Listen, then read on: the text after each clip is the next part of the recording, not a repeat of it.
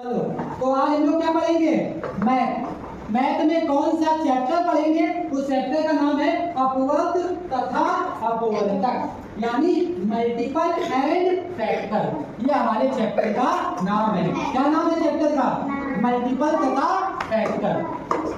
तो देखिए, सबसे पहले हम जानेंगे अपवर्त क्या होते हैं, इसके बाद जानेंगे अपवर्तक क्या होते हैं। अपवर्त को कहते हैं मल्टीपल और अपवर्तक को कहते हैं फैक्टर। इनका एक अन्य नाम भी होता है जिसे कहते हैं गुणज तथा गुणनखंड। क्या नाम होता है? गुणज तथा गुणनखंड। यानी मल्टीपल या अपवर्त को ही हम गुणज कहते हैं और अपवर्तक या फैक्टर को ही हम गुणनखंड कहते हैं।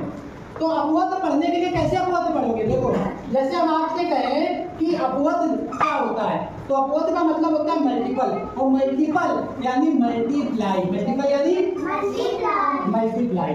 तो अपवर्त जो है ना, ये मल्टीप्लाई से बना है। जैसे हम कहें कि 2 के मल्टीपल लिखो या 2 के अपवर्त लिखो, तो सब बच्चों को पहाड़े आते हैं कि नहीं? आते हैं। कितने तक पहाड़े आते हैं? 20 तक पहाड़े सबको आते हैं। तो अगर हम 2 का पहाड़ा सुने, सब सुनाओगे? चलो, तो 2 का पहाड़ा सुनाओ।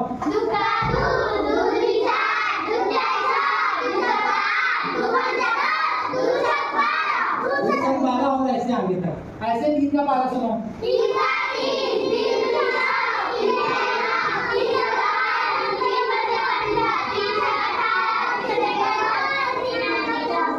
तीन हो सकता है, तो 3 ना ऐसे आप लोगों को सबने पहाड़ी सुना दी। अब जो अपवर्त होते हैं, हम कह सकते हैं ये पहाड़ी का रूप होता है। कैसे पहाड़ी का रूप होता है? जैसे हमने कहा 2 है, तो 2 के गुणनखंड क्या होंगे? तो आप लोग 2 का पहाड़ा लिख दो। 2 का 2, 2 दूनी 4, 2 3 6, 2 चौको 8, 2 पंचे 10, 2 छह 12 और ऐसे आगे। ठीक है। अगर अब हमें आगे सवाल दें, ऐसे हमने 3 का बताया, ऐसे 4 का, ऐसे 5 का, 6 का और 7 का, यानी कि पहाड़े पहाड़े जो लिख दिए ना, यही से आप लोग क्या बताओगे? अपवर्त बताओगे। यही से आप लोग क्या बताओगे? अपवर्त बताओगे। जैसे 2 का अपवर्त क्या होगा? हमने कहा 2 के प्रथम 5 अपवर्त या 2 के पहले 5 मल्टीपल बताइए। तो क्या लिखोगे? 2 1 कम 2, 2 दूनी 4, 2 3 6, 2 चौको 8, 2 पंचे 10। तो 2 के ये 5 क्या हो जाएंगे? मल्टीपल, यानी अपवर्त हो जाएंगे। 2 के 5 ये क्या हो जाएंगे? अपवर्त हो जाएंगे। ऐसे हम कहें 3 के 4 अपवर्त बताओ, तो कौन बताएगा 3 के 4 अपवर्त? आ जाओ, 3 के 4 अपवर्त लिख के दिखाओ उनको।